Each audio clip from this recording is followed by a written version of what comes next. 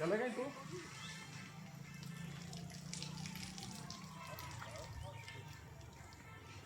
पढ़ो बेटा, हेलो वाक्य बनाओ इंग्लिश में।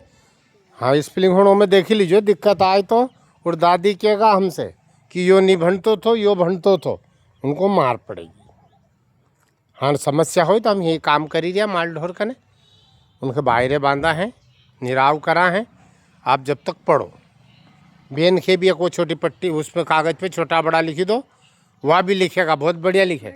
और दादी देखेगा वो धूप में यहीं बैठी है, ये नहीं भणा जिनकी की जो यहीं बैठ जो तम। हाँ, ये नहीं भणा तो हूँ करूँ मैं इलाज इनको। अब तो माँ छोटा छोटा है, धीरे धीरे समझे बुझे ना पढ़ा सही। अच्छा, हाँ हाँ हाँ, तो बालक हूँ मस्ती करे माँ। हाँ, सुनने जब भी अच्छा पढ़े, अभी तो रोज बैठी जाए है, यहाँ धूप में तमाका नहीं बैठी जाए, अन वहाँ भी पढ़े है। पढ़ो जो हो बेटा, एक बेन खेप दी दो, एक कागज में काफी दी दो, पर वो छोटा बड़ा लिखेगा। हाँ, वो वाक्य बना हो, this is my cow, this is my house, this is my buffalo, ऐसा बनाओ वाक्य। दिस इज माई बैग, ऐसा वाक्य बना दो, हिंदी इंग्लिश दो में लिख जो, बहुत बढ़िया लिखो है। दादी भी बैठी अपनी है नहीं, मैं माल ढोर के इधर बांध दूँ और उनके बरसी में नहीं पटकी दूँ है। हाँ, पढ़ो, दादी भी धूप में ही बैठी है अब, और आप भी पढ़ो, पढ़े अच्छी हो यहाँ बेटा। सुबह सुबह से सब धूप भी ला सब। हाँ, वो गयो सेना में। हाँ, गयो माँ, अपना कहना आयो तो नहीं तुम्हारे से मिलने, वो का दूसरा दिन चली गयो। हाँ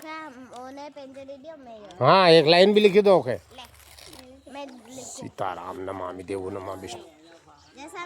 हाँ, लिखो अच्छा ओके, काफी पे धर आवी, छोटा बड़ा काफी पे धर। सीताराम, बहुत धूप, सभी बैठे धूप में, और धूप की जगह होना भी चाहिए, धूप में अच्छा रहता है, धूप से ठंड भी कम हो जाती है और विटामिन डी भी मिलता है शरीर को। और हर जगह धूप, हवा, छांव की ज़्यादातर व्यवस्थाएं होना चाहिए।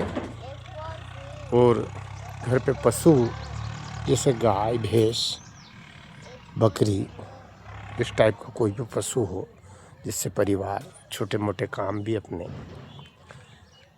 निपटाते हैं, उनको भी, उनकी भी देखभाल करे। ऐसी बगिया घर पे होना चाहिए जिसमें अपन शारीरिक परिश्रम भी करते रहें थोड़ा थोड़ा, और फल फ्रूट और सब्जियां, फूल आदि उपलब्ध हो जाए।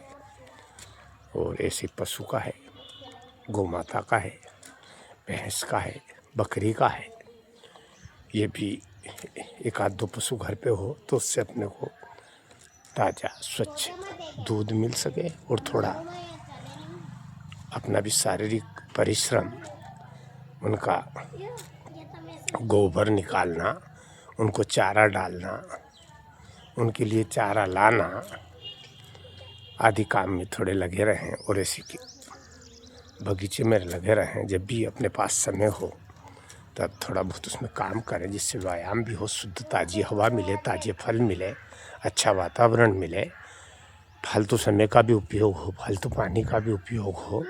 इस टाइप का सभी को करना चाहिए। और परिवार में बुजुर्ग लोगों को भी बड़ा अच्छा लगता है, उनको थोड़ा मोटा जैसे उनकी मन मर्जी के हिसाब से कोई काम मिल जाए तो वो बड़े प्रसन्न होते हैं। पौधों में उनसे कहते हैं कि ये इसमें से सब्जी छांट दो, इसको काट दो, तो खुश होते हैं। छोटा मोटा काम करने के लिए जीव लगा रहता है उनकी लेकिन वो उनकी मर्जी के मुताबिक होते हैं। करवाना चाहिए, बोलना चाहिए, क्योंकि बुजुर्ग तो भगवान का स्वरूप होते हैं। उनके चरणों में जन्नत होता है, तीर्थ होता है, धर्म होता है, सत्कर्म होता है, उनके पास आशीर्वाद होता है। इसलिए बुजुर्गों का विशेष महत्व दें। अपने अपने माता पिता, अपने अपने दादा दादी, जो भी बुजुर्ग है, ये पानी नल से मिला है, पास ही नल है, उसे शुद्ध पानी मिलता है और बगिया के लिए भी फालतू पानी का भी उपयोग हो जाता है। और बड़ा अच्छा लगता है जब छोटे मोटे काम करते रहते हैं, अपनी जवाबदारी को समझते रहते हैं और करना चाहिए सभी को। और माता पिता, बुजुर्ग, दादा दादी, इनका विशेष सम्मान होना चाहिए और सभी से प्रेम होना चाहिए। वैसे तो सभी किसी से भी ऐसा व्यवहार नहीं करें जिससे उनका दिल दुखे, उनको परेशानी आए। पशु पक्षी, मनुष्य, जीव मात्र, पेड़ पौधे, सभी से ऐसा सत्कर्मों जैसा व्यवहार करें, अच्छा व्यवहार करें। जीवन क्षणभंगुर है और धर्मों का सिद्धांत है कि सेवा करना, प्रकृति में को शुद्ध बनाए रखना, साफ सफाई से रहना और पेड़ पौधे उछेरना, पशुओं का पालन पोषण करना, बुजुर्गों की देखभाल सेवा करना, उनसे बातचीत करना, उनके समय की बातें जानकारी लेना, थोड़ी बहुत उनके पास समय देना बैठकर कि क्या तुम्हारे समय में कौन सी चीज़ थी, ये क्या है। गांव में छोटी मोटी घटना होती है, उनके बारे में उनसे चर्चा करना, बताना उनसे और पूछना, ये अच्छा वो रहता है। और बुजुर्गों के साथ बेटी आ जाओ आप, हाँ लिख तो जाओ, देखो भैया ने भी लिखाई जा, लिख दिया थारे। ये बच्चों की पढ़ाई भी होती रहती है और छोटे मोटे काम भी देखते रहते हैं। माता जी बैठती हैं धूप में, जब तक उनकी मर्जी होगी जब तक बैठेगी, फिर वो अंदर जाके ले जाएंगे उनको और अपनी खाट पे लेटेगी, बैठेगी।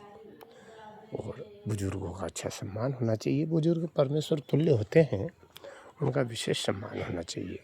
बार बार कहना है कि माता पिता, दादा दादी, इनकी विशेष सेवा होना चाहिए, जो बहुत ही ज़रूरी है। तुलसा भी है जिसकी पूजा की जाती है, जल चढ़ाया जाता है धार्मिक, पर जो औषधि युक्त पौधा भी है जिसके पत्तों से औषधि का उपयोग किया जाता है, वो बता रहे हैं कि ऑक्सीजन भी इससे ज़्यादा होती है। प्राकृतिक रूप से इस पौधा का बहुत महत्व है और धार्मिक रूप से भी बहुत महत्व है। सभी परिवार में जल दे देते हैं उसको और सर्दी वगैरह में पत्ते चाय में मिला के वैसे खाए जाते हैं जो स्वस्थ। हाँ लिखो बेटा, बेन का दो आपस में तालमेल से बताता जाए, जो पट्टी फाड़ो हट दियो, लिखता भी जाओ न खाता भी जाओ हो।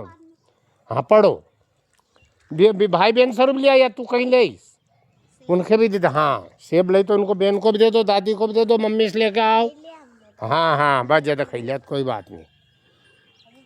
इसलिए बहुत अच्छे से रहना चाहिए और सेवा करना चाहिए, अपनी जवाबदारी समझना चाहिए। सब परमात्मा सबको सुखी रखे, सब अपनी अपनी जवाबदारी को समझे, सत्कर्म में लगे रहे, अपने अपने इष्ट देवता को माने, अपने कर्म की को समझे, अपने जवाबदारी को समझे, अच्छे से रहे, बहुत अच्छा लगता है। और परिवार में, गांव में सभी से मिलजुल के रहें, अच्छे से रहें। अनावश्यक रूप से जो वाद विवाद होते हैं उनको टाला जाए, उनको ना बनाया जाए, प्रेम से रहें, सभी से अच्छे से रहें और थोड़ा थोड़ा परिश्रम, व्यायाम वगैरह करना अति आवश्यक है और सब प्रेम से रहें। और सियावर रामचंद्र की जय, कृष्ण कन्हैया लाल की जय, उमापति महादेव की जय। विश्व का कल्याण हो, प्राणियों में सद्भावना हो, प्राणियों में सद्भावना हो। जय जय सीताराम।